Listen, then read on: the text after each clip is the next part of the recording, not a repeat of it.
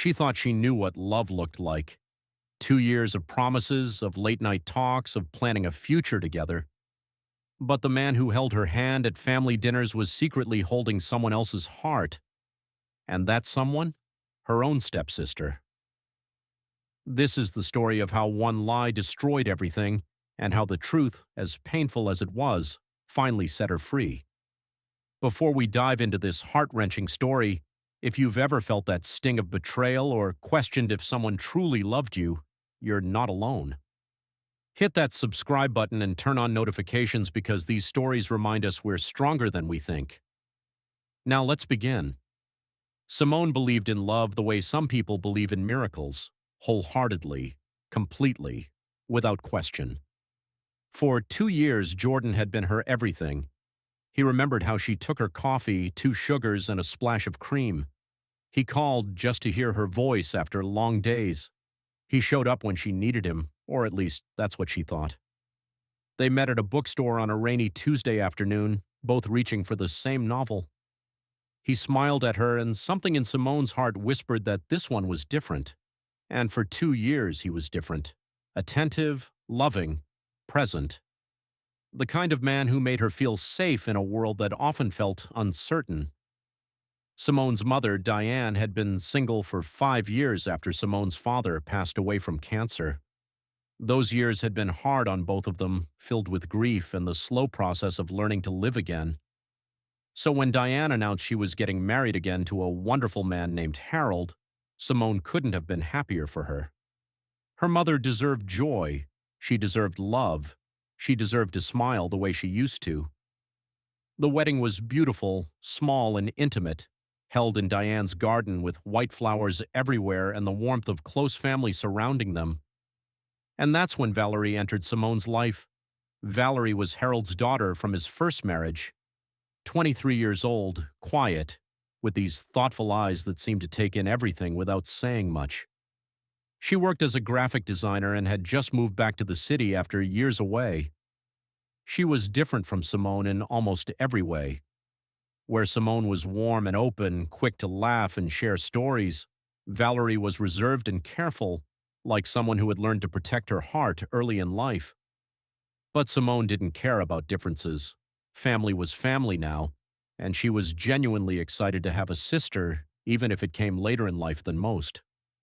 The first family dinner after the wedding was at Diane's house. Simone was excited for Jordan to meet everyone officially, to be part of this new blended family they were all creating together. She held his hand under the table, beaming with pride as she introduced him. Jordan smiled that charming smile of his, the one that had first caught her attention in that bookstore, shaking hands and making small talk. He was good at that, making people feel comfortable, making people trust him. He told funny stories about his job in marketing, asked thoughtful questions, and by the end of the night, everyone seemed to adore him. When he met Valerie, Simone noticed something, just a flicker, a moment where his eyes lingered just a second too long, where Valerie's cheeks flushed slightly before she looked away, tucking a strand of hair behind her ear. They shook hands, exchanged polite hellos, and that was it. But something about that moment stuck with Simone, even though she couldn't quite name what it was. She shook it off, telling herself she was being silly, paranoid for no reason. Jordan loved her. He'd told her 1,000 times. Over the next few weeks, the families blended well. Sunday dinners became a tradition that everyone looked forward to. Jordan never missed one. He'd help with dishes, laugh at Harold's terrible dad jokes, and sit next to Simone like the devoted boyfriend he appeared to be. Diane would watch them sometimes with this soft smile, clearly happy that her daughter had found someone so wonderful. Harold and Jordan bonded over sports and grilling techniques. Everything seemed perfect on the surface, like a picture of what family was supposed to look like. But something was changing, slowly, like ice melting in warm water. Small things at first, things that Simone tried to ignore. Jordan's phone started buzzing more often during their time together. He'd glance at it, then flip it face down quickly, sometimes with an expression she couldn't quite read. His work schedule suddenly got busier, more late nights at the office, more weekend meetings that ran longer than expected. When she'd try to make plans, he'd hesitate, checking his calendar with this distracted look in his eyes. "I'm sorry, baby," he'd say, kissing her forehead with what seemed like genuine regret. "This project is killing me, but once it's done, I'm all yours. I promise." Simone believed him. Why wouldn't she? Jordan had never given her a reason not to trust him. In 2 years, he'd been nothing but honest and reliable, or so she thought. She'd push down the uneasy feeling in her stomach and tell herself she was being unreasonable. He was working hard for their future. That's what people who loved each other did. They supported each other's ambitions. At family gatherings, Simone started noticing the conversations happening in the margins of the room. Jordan and Valerie would end up talking in corners, by the bookshelf, or in the kitchen while coffee brewed. They'd discuss books they were reading, music they'd discovered, deep philosophical questions about life and purpose. Conversations that seemed to flow effortlessly between them, like water finding its natural path. Simone would watch from across the room, feeling something uncomfortable twist in her chest. She'd join them sometimes, but often felt like she was interrupting something, like walking into a room where people had just stopped talking about you. "They're just getting along," Simone told herself repeatedly. "That's good. That's what family does." She wanted them to be friends. She'd even encouraged it early on, happy that Jordan was making an effort with her new stepsister. But in her gut, that intuition women have, that internal alarm system that evolution gifted us, started ringing softly in the background of her mind. Something felt off, though she couldn't put her finger on exactly what. Valerie started acting differently too, and that's when Simone's concern deepened. Valerie would avoid eye contact with her sometimes, looking away quickly when Simone entered a room. She'd make excuses to leave family gatherings early, claiming work deadlines or headaches. The warmth between them that had been building, those tentative steps towards sisterhood, cooled into something awkward and strained. When Simone would text her to grab coffee or see a movie, Valerie would respond with polite excuses, always busy, always apologetic, always distant. One evening, everything shifted. Simone came home early from work after a meeting got canceled. She found Jordan sitting in his car outside their apartment building, on the phone. Through the windshield, she could see him smiling, laughing in that soft, intimate way he used to laugh with her in the beginning of their relationship. His whole face was lit up with an expression of pure joy. When he saw her approaching, his face changed instantly. The smile dropped like a mask falling away. He ended the call quickly, fumbling with his phone. "Who was that?" Simone asked casually as he got out of the car, though her heart was pounding. "Oh, just work stuff," he said, not meeting her eyes. "Boring project updates." But he'd been laughing. People don't laugh like that about project updates. Simone wanted to push, to demand the truth, but something stopped her. Fear, maybe. Fear of what she might discover if she pulled that thread. The distance between them grew wider. Jordan stopped initiating intimacy. He'd come to bed late after she was already asleep. He'd wake up early and be gone before she opened her eyes. When they did spend time together, he seemed distracted, like his body was there, but his mind was somewhere else entirely, somewhere she couldn't reach. The sweet text messages that used to come throughout the day slowed to a trickle, then stopped almost completely. Date nights were canceled more often than they happened. The man who used to surprise her with her favorite flowers just because it was Tuesday now barely remembered to say good morning. Simone felt herself shrinking, trying to be smaller, easier, less demanding. She stopped bringing up problems, stopped asking for his time, stopped expecting him to show up the way he used to. She told herself it was just a phase, that all relationships went through rough patches. People got busy, people had stress. This was normal. But deep down, she knew something fundamental had changed, and it had nothing to do with work stress or busy schedules. Then came the discovery that changed everything. Simone was looking for a pen in Jordan's car and found a receipt tucked in the side pocket, a jewelry store, an expensive one. Her heart leapt for a moment, thinking maybe he was planning to propose, Maybe that's why he'd been so secretive and distant. But when she looked at the date, her stomach dropped. The purchase was from 3 weeks ago. 3 weeks and she'd received nothing. No gift, no surprise, no explanation. That night she couldn't sleep. She lay next to Jordan, listening to him breathe, wondering who he'd bought jewelry for, wondering if the man she'd loved for 2 years had ever really existed at all. By morning, she'd made a decision. She needed to know the truth, whatever it was. Living in this uncertainty was worse than any truth could be. The following Tuesday, Jordan told Simone he had to work late again, another meeting that couldn't be rescheduled. She told him she understood, kissed him goodbye, and watched him leave their apartment. Then she did something she never thought she'd do. She followed him. Her hands shook on the steering wheel as she kept a safe distance behind his car.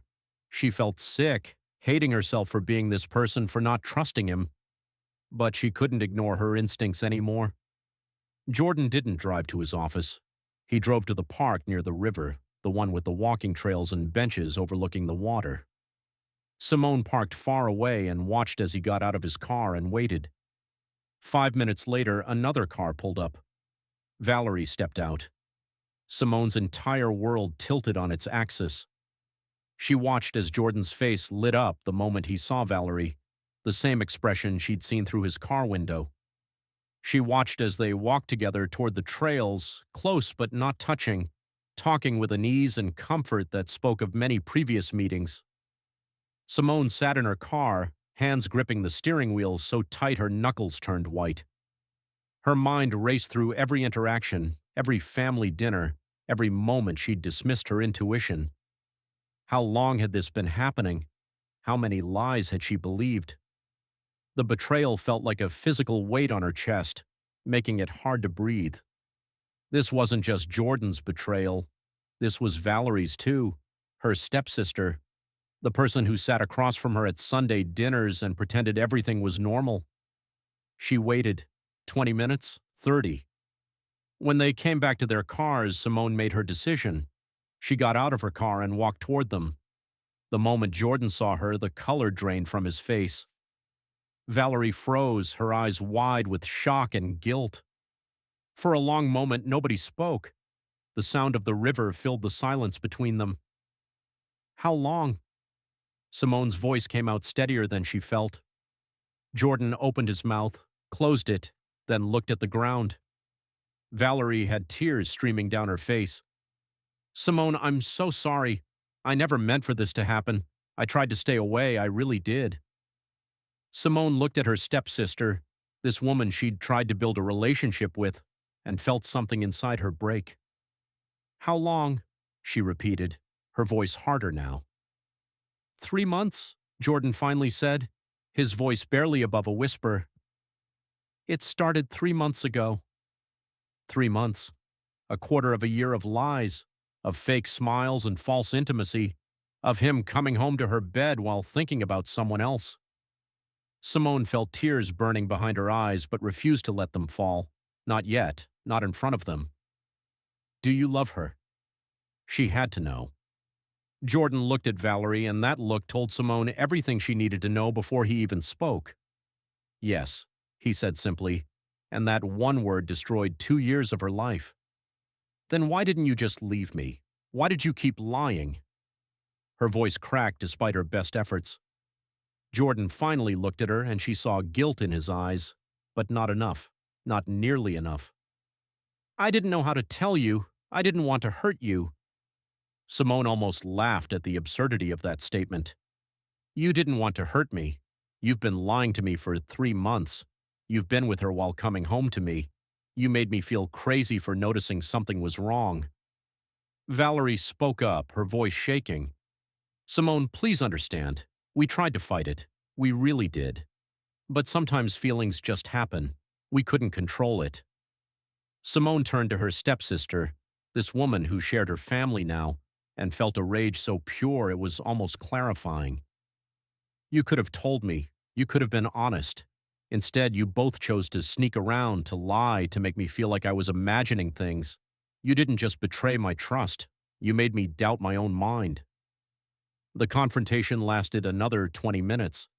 Jordan tried to explain, to justify, to make it sound like something that just happened to them rather than choices they made every single day for 3 months. Valerie cried and apologized, but never quite took full responsibility. They both acted like victims of their own feelings, as if love was something that struck them down rather than something they chose to act on, despite the cost to Simone. Finally, Simone had heard enough. She looked at Jordan, really looked at him, and realized she didn't recognize the man standing in front of her. Maybe she never really knew him at all. "We're done," she said clearly. "Move your things out of the apartment by this weekend. I don't want to see you again." Then she turned to Valerie. "And you're not my family. You never will be." She walked back to her car with her head held high, even though her legs felt like they might give out at any moment. The drive home was a blur. Simone made it to her apartment, closed the door, and finally let herself fall apart. She cried for the relationship she'd lost, for the trust that had been shattered, for the family dinners that would never be the same. She cried for the 2 years she'd given to someone who could lie to her face every single day. She cried for the future she'd imagined that would never exist. The next few weeks were the hardest of Simone's life. She had to tell her mother what happened, watching Diane's face crumble as she realized what her daughter had been going through. Diane was horrified, caught between her new marriage and her loyalty to her daughter. Harold was furious with Valerie, their relationship strained by her actions. Family gatherings stopped. The blended family they'd tried to create fell apart under the weight of betrayal. Jordan moved out. He tried to talk to Simone several times, leaving voicemails that she deleted without listening to. Valerie sent long text messages apologizing, trying to explain, asking for forgiveness. Simone blocked her number. She didn't owe either of them her time, her energy, or her forgiveness. Some betrayals were too deep to bridge. Through it all, Simone discovered something important. She had friends who showed up, who let her cry, who reminded her that she was worthy of real love. She had her mother, who chose her daughter over keeping the peace. She had her own strength, buried deep beneath the pain, starting to emerge. Every day got a little easier. Every day she felt a little more like herself again. 2 months after the confrontation, Simone heard through mutual friends that Jordan and Valerie's relationship was falling apart.